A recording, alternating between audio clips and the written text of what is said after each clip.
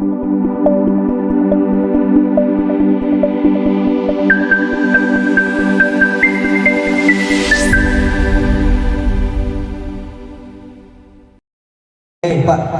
di SMA ini kita boleh nggak sih Pak OSISnya melakukan kampanye gitu Pak? Boleh, sangat boleh sih sebetulnya. Jadi kalau di sini, makanya saya bilang Pak ya izin ya. Di sini, kampanye kelas boleh. Aturannya membolehkan kok. Saya mau ada KPU-nya penyelenggaranya boleh, ada MOS-nya boleh. Ada kampanyenya selama seminggu door to door ke setiap kelas misalkan gantian boleh, gak masalah. Menyampaikan visi misi program aksinya boleh, dan bahkan bisa aja kan kalau kreatif teman-teman tim OSISnya ada bazar-bazarnya, ada stand-standnya boleh kok. Sebetulnya aturannya boleh, cuma mungkin KPU sama Kemendikbud belum MOU untuk menurunkan tahapan yang detail mengenai penyelenggaraan OSIS itu aja sih sebetulnya. Kalau untuk debat sendiri gimana Pak? Debat itu boleh kok, ada panelis dari Pak gurunya, dan bahkan mungkin panelis dari KPU-nya juga boleh kok selama diundang. Yang penting panelis itu adalah biasanya itu ganjil, mau 3, mau 5, mau 7, seperti itulah Pak. Gitu. Baik. Mungkin dari siswa-siswi yang akan menyelenggarakan pemilihan umum ketua OSIS, kira-kira ada yang mau bertanya ke Bapak Wage? Ada? Perkenalkan, nama saya Adriana dari kelas 4. Ingin menanyakan tentang apa pendapat Bapak tentang politik dinasti atau nepotisme dalam isu demokrasi, sehingga demokrasi di Indonesia hancur atau rusak, dan sehingga rakyat-rakyat ingin golput karena jadinya isu itu. Menurut pendapat Bapak gimana? Sekian dari saya. Terima kasih. Maju demokrasi. Kita ngomong dulu dong pertanyaannya. Oke. Siapa tadi yang mau bertanya? Bapak, silakan Bapak.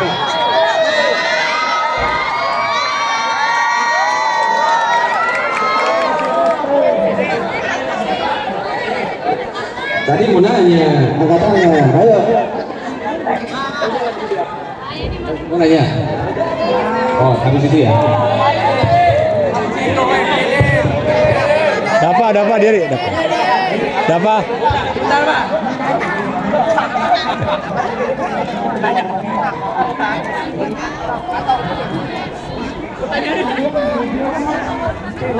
Silakan.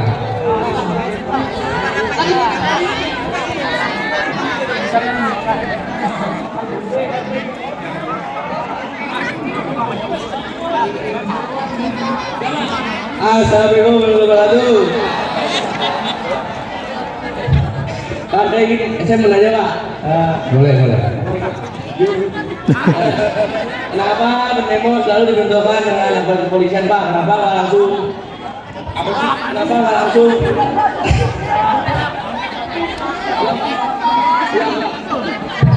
Kenapa pendemo? Kenapa berdemo selalu? Kenapa berdemo dibenturkan dengan aparat kepolisian Pak? Bikin orangnya? Ya, Dibenturkan? nggak langsung ke orang yang mau di demo Pak, dia langsung ngomong satu meja gitu. Oke.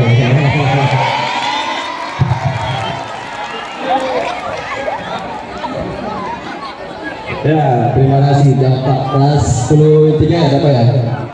Ada lagi yang mau bertanya? Ya. Sebutkan nama dan kelasnya. Saya Arya dari 11.4. Pas saat Bapak menjabat, adakah Oke, lanjut. Adakah panitia KPU yang pernah kena suap dari pemerintah seperti DPR, DPRD,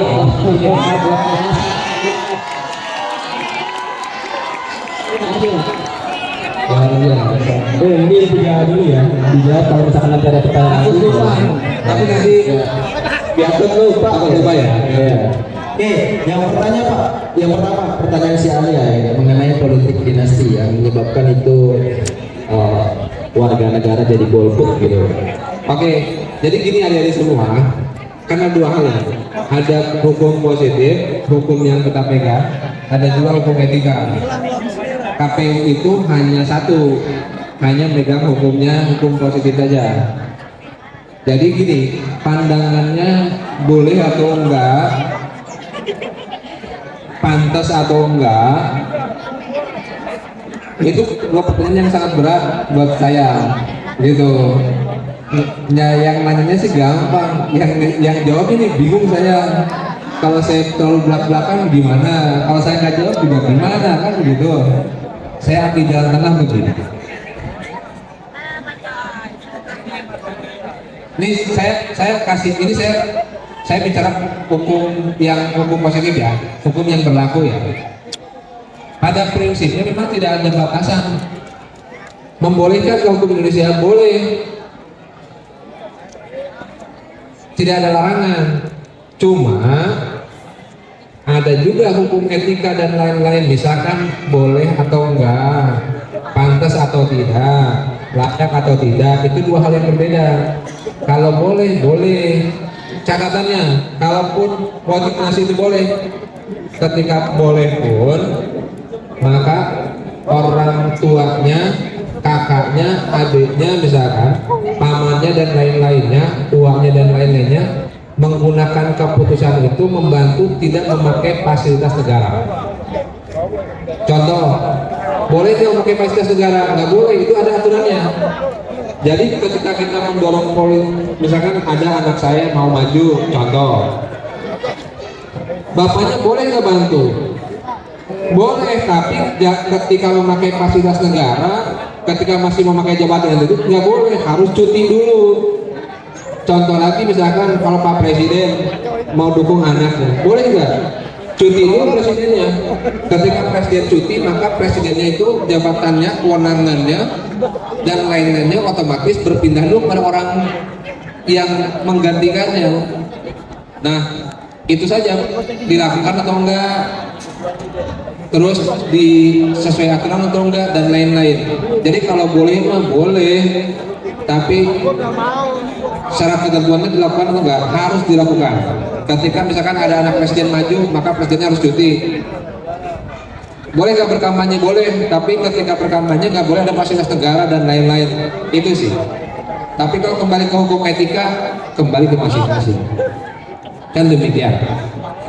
Ini Pak, mungkin kita juga berbicara mengenai golputnya itu Pak, kan karena masyarakatnya semakin kritis bahwa hal itu tuh justru malah membuat masyarakat itu semakin nggak pengen milih lagi gitu pada akhirnya golput. Nah, gimana kira-kira KPU mengatasi hal itu Pak, biar nggak golput masyarakat?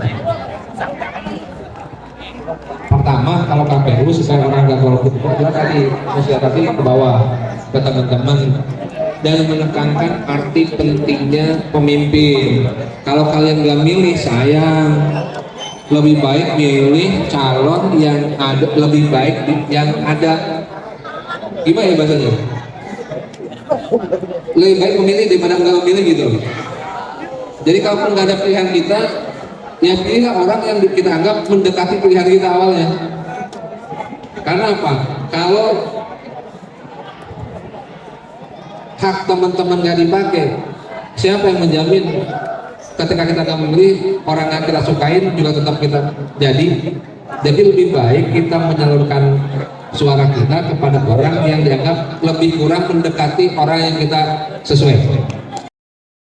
Anak-anaknya ya, tolong dikondisikan ya.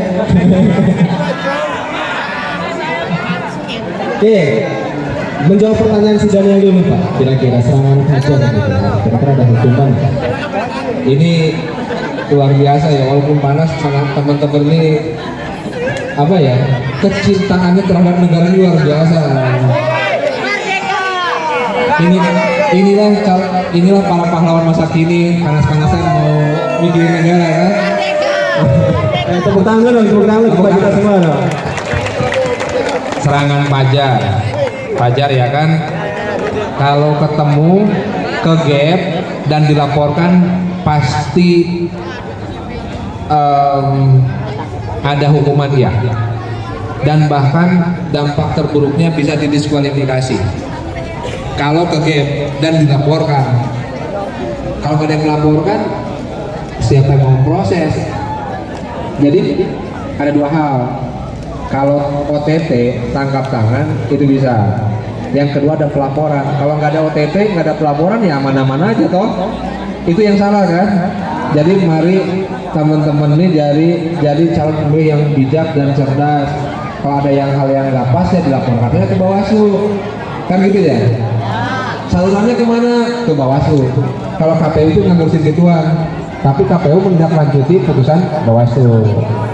Selama dilaporkan, selama ada OTT, dampaknya bisa itu sih Pak. Gitu. Oke. Gimana, Daniel? Jadi pasti ada hukumannya ya. Kalau ketahuan, kalau nggak ketahuan, lanjut. Faktanya begitu kan? Makanya kita bicara fakta dan juga bicara aturannya. Kalau kalian melek dan juga kalian bijak, ya laporkan saja toh.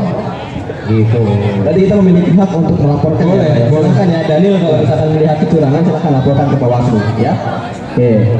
Oke, pertanyaan si Tasya, Pak. Nanti dari Bawaslu itu akan diproses menjadi putusan KPU nantinya, dan bisa ke kepolisian juga. Kalau ada unsur pidana ke polisi, kalau ada unsur administrasi ke KPU. Kira-kira gitu ya. Oke. Kalau ini boleh nggak mahasiswa? Ya secara aturan ya nggak boleh. Tapi faktanya kemarin ada oknum polisi, ya oknumnya bukan satu ya. Aduh, repot jawabnya. Jawab saya polisi ini. Tapi ini gini deh. Intinya polisi itu hadir untuk menjadi penertib. Kalau ada orang yang kurang tertib, polisi hanya menjaga dan menertibkan. Polisi itu tidak boleh bertindak anarkis dan bahkan sampai ngegebukin masyarakat. Kenapa? Justru masyarakatlah, kalianlah yang membayar polisi untuk jadi aparat negara ini. Jadi polisi ini harusnya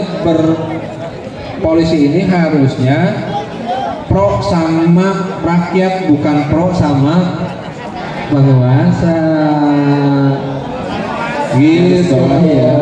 Jadi yang gagah-gagah di luar, ada TNI, ada polisi dan lain-lain, itu adalah dibayar sama pajak orang tua kalian. Harus yang mereka itu, termasuk saya hari ini bawa rompi begini, kerja buat masyarakat, bukan kerja untuk orang-orang yang tidak pas gitu. Jadi gimana? Ya kembali kepada masing-masing.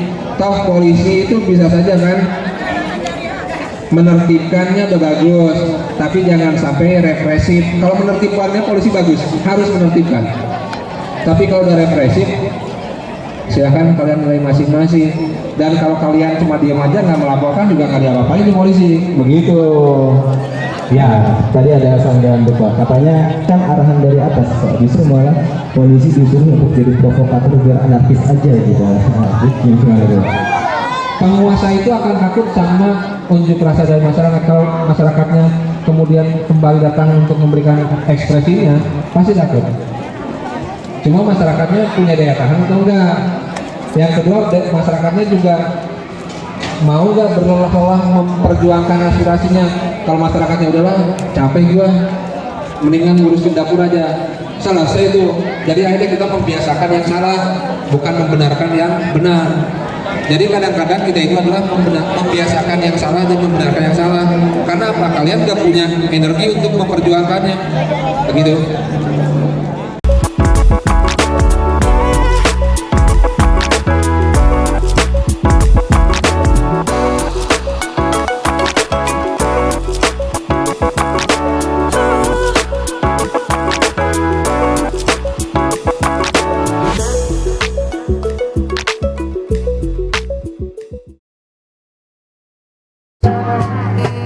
Rindu yang tak pernah